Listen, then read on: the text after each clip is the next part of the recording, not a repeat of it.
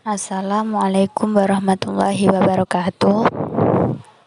Perkenalkan, nama saya Marcella Tri Amanda dengan NIM 2020539090. Di sini saya akan mempresentasikan mengenai identifikasi masalah dan hipotesis. Identifikasi masalah dan hipotesis.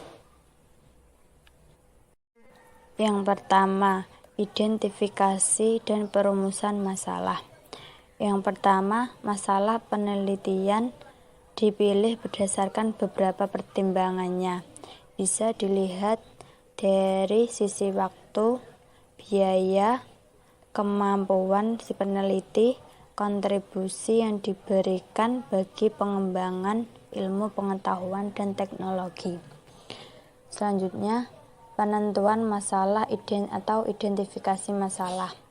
Penentuan permasalahan atau identifikasi masalah secara jelas dan sederhana bertujuan untuk menginformasikan topik ke dalam suatu yang bisa dikelola atau dimanage yang sesuai dengan kemampuan batasan peneliti dan batasan-batasan sumber daya yang ada.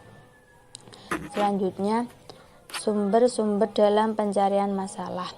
Sumber-sumber dalam pencarian masalah dapat berasal dari bacaan, pengamatan terhadap fakta di lapangan berdasarkan pengalaman pribadi maupun dari hasil pertemuan-pertemuan ilmiah seperti seminar, diskusi, dan lokal karya. Selanjutnya, dalam pencarian topik. Dalam pencarian topik, permasalahan ini perlu adanya pemahaman terhadap objek yang ingin diteliti, baik melalui fenomena yang ada maupun dari teori, hipotesis, maupun dari eksperimen yang ada. Selanjutnya, cara merumuskan masalah. Cara merumuskan masalah ada 4 cara. Yang pertama, dirumuskan dalam bentuk pertanyaan, reset question, atau yang berfokus pada dependent variabel pada apa yang akan diteliti. Yang kedua, rumusan hendaknya jelas dan padat. Yang ketiga, rumusan masalah harus berisi tentang implikasi adanya data untuk memecahkan masalah. Selanjutnya, yang keempat, rumusan masalah dasar dalam membuat hipotesa. Selanjutnya, karakteristik permasalahan. Karakteristik permasalahan ada beberapa hal. Yang pertama, dalam menentukan permasalahan dalam penelitian ada beberapa hal yang perlu diperhatikan. Berikut adalah beberapa karakteristik permasalahan yang dikategorikan sebagai perumusan masalah yang baik. Yang pertama, mempunyai nilai penelitian. Mempunyai penelitian dalam arti bahwa permasalahan tersebut masih bersifat asli atau original, menyatakan suatu hubungan dengan bidang lain, serta dapat diuji tentang kebenarannya. Selanjutnya, visible, artinya permasalahan tersebut dapat dipecahkan, tersedianya data dan metode untuk memecahkan masalah, tersedianya biaya, dan dapat diselesaikan dalam waktu yang wajar. Selanjutnya, sesuai dengan kualifikasi peneliti. Sesuai dengan kualifikasi peneliti artinya bahwa permasalahan yang diangkat menarik minat bagi si peneliti, serta sesuai dengan kualifikasi yang ada. Selanjutnya, acuan atau sumber masalah. Beberapa hal yang dapat dijadikan sebagai sumber acuan atau sumber masalah yang nantinya dapat kita jadikan sebagai topik dalam membuat riset adalah: yang pertama, penelitian observasi; yang kedua, diskusi-diskusi; yang ketiga, dosen-dosen atau ahli riset; yang terakhir, bibliografi. Yang pertama, penelitian observasi. Penelitian observasi adalah mendengarkan secara langsung keluhan-keluhan yang ada di lapangan dan diadakan eksploratif sendiri secara singkat. Yang kedua, diskusi-diskusi.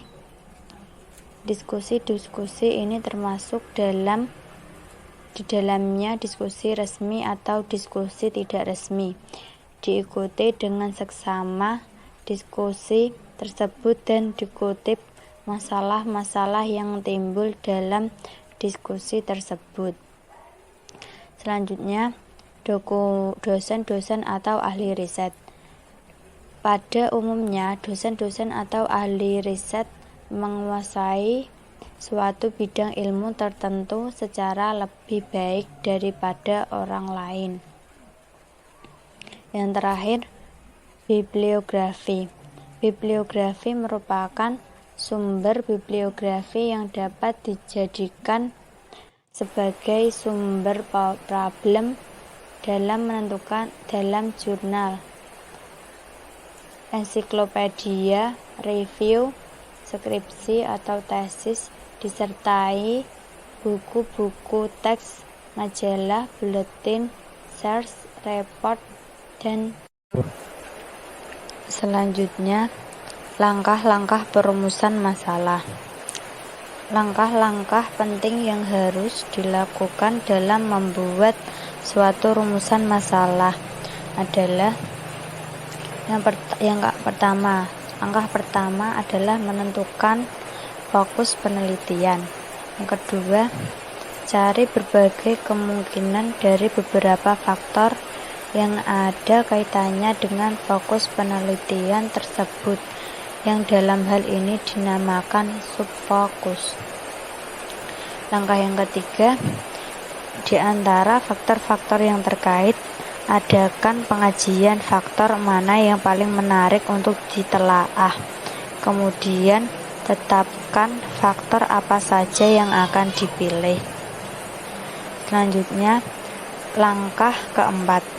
Langkah keempat adalah kaitkan secara logis faktor-faktor subfokus yang dipilih dengan fokus penelitian.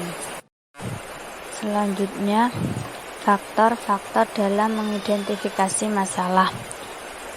Dalam mengidentifikasi suatu masalah, terdapat beberapa hal yang perlu diperhatikan, terutama kaitannya dengan masalah teori, hipotesis, ilmu pengetahuan, variabel, dan definisi operasional. Selanjutnya, contoh perumusan masalah yang dibuat dalam bentuk search question. Contoh pertama, 1. Andrian Suhardi 2015, aplikasi review jurnal online terintegrasi, teknik Informatika Pesikom UMB. Dalam proses resersi jurnal saat ini, seseorang yang ditunjuk untuk melakukan resensi akan mendapatkan email dari para penulis yang berisi naskah atau manuskrip jurnal. Setelah terdapat email dari penulis, pemberi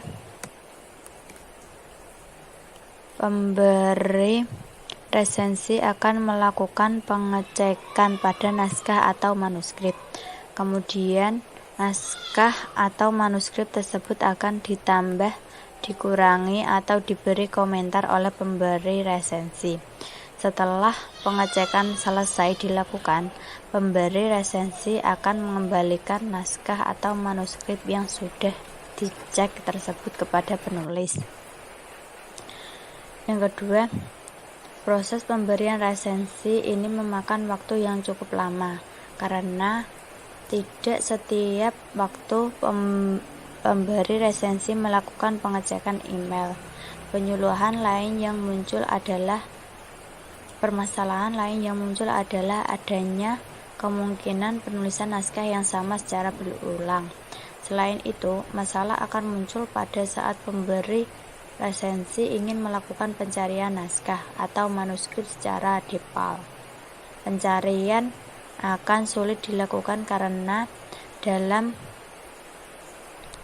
data bercampur dengan email yang lain. Ditambah lagi resiko naskah atau manuskrip terhapus secara tidak sengaja yang juga sangat besar. Berdasarkan identifikasi masalah yang telah diuraikan di atas, diperoleh perumusan masalah sebagai berikut.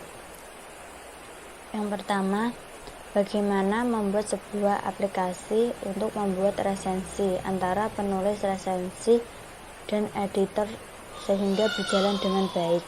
Yang kedua, bagaimana mengatasi pendokumentasian jurnal atau manuskrip agar tidak terjadi penulisan jurnal dengan judul yang sama. Dari contoh di atas, dapat dilihat bahwa terdapat keselarasan antara latar belakang yang dipaparkan dengan rumusan masalah yang diangkat. Rumusan masalah yang diangkat dibuat dalam bentuk pernyataan, bisa dalam beberapa kalimat pertanyaan yang kesemuanya mencakup tentang masalah yang akan diteliti.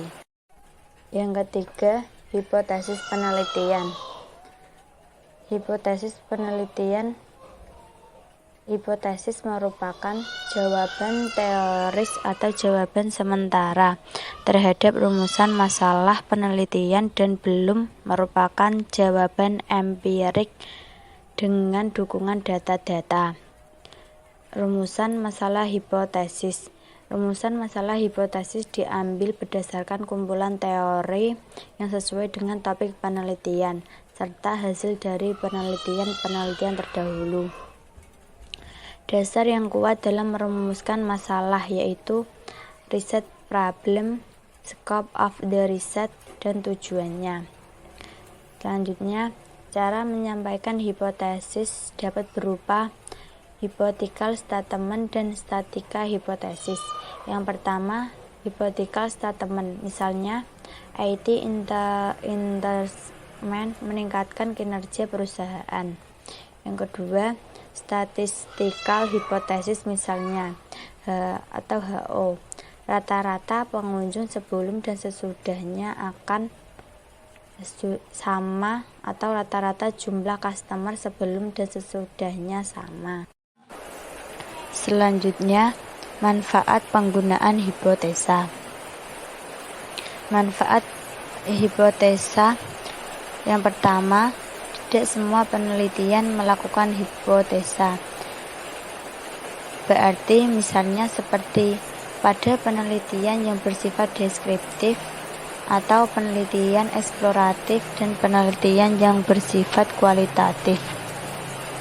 Yang kedua, hipotesis mempunyai peranan yang memberikan arah dan tujuan pelaksanaan penelitian dan memandu ke arah penyelesaiannya secara lebih efisien.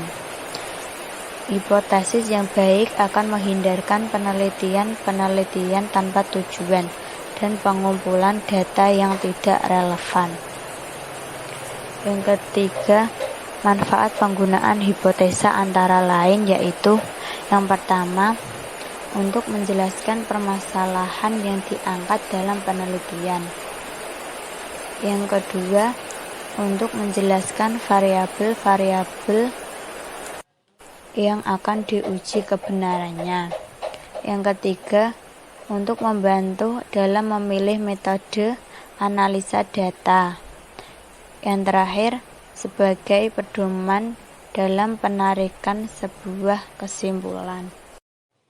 Sekian presentasi dari saya mengenai identifikasi masalah dan hipotesis. Apabila ada kesalahan kata, mohon maaf. Wassalamualaikum warahmatullahi wabarakatuh.